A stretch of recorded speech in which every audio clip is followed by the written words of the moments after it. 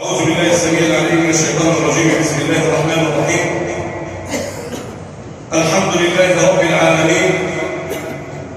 يا رب لك الحمد كما ينبغي لجلال وجهك ولعظيم سلطانك. لك الحمد حتى ترضى، ولك الحمد إذا رضيت، ولك الحمد بعد الرضا، ولك الحمد على كل حال. وأشهد أن لا إله إلا الله وحده لا شريك له، هو الواحد الأحد الفرد الصمد المنزه عن الشريك والمثيل والنظير والند والضد والولد.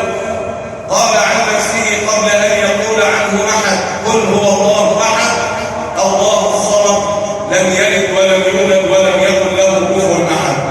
وأشهد أن سيدنا ونبينا وحبيبنا وعظيمنا وقائدنا وأستاذنا ومعلمنا ومخرجنا من الظلمات إلى النور الحبيب النبي المحبوب محمدا سيد الأولين وسيد الآخرين وقائد الغر المحجلين الميامين، إمام كل رسول ونبي وسيد كل عالم وتقي، نبي الهدى الذي طهر قلبه وختم به الرسالة ربه.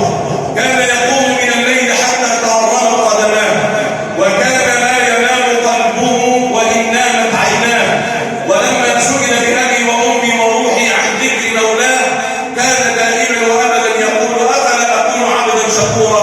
سيدي يا حبيبي يا رسول الله، سل عن الحبيب محمد العطر والشذاذ، سل عن الحبيب محمد زراع الشاة، سل عن الحبيب محمد جزع لما بكاه، سل عن الحبيب محمد هل رأت عين مثلما رأت عيناه، سل عن الحبيب محمد سمعت أذن مثلما سمعت أذناه. كفاه أن الإله أخبر أنه من صلى على الحبيب محمد صلى عليه الله.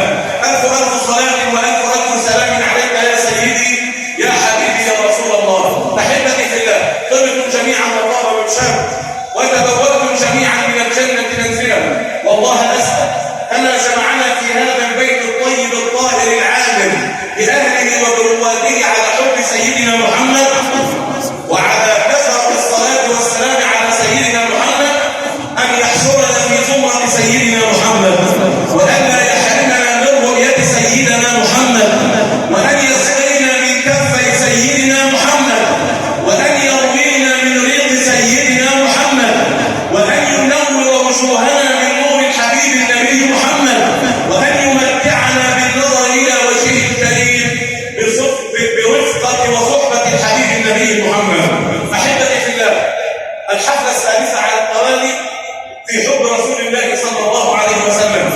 جئنا اليوم نحتفل بميلاد الحبيب النبي، وكثيرا ما نقول ونقول لا نقيم احتفالا للحبيب النبي، ولكن احتفال الحبيب النبي يحيي قلوبنا، لأننا والله محبين لرسول الله، والله يشهد على ذلك، والنبي صلى الله عليه وسلم يشهد ويعلم ذلك. أسأل الله جل وعلا في عيائه أن ينقل جلستنا هذه رسول الله محمد، وأن يبلغه منا وعنا التحية العطرة والسلام.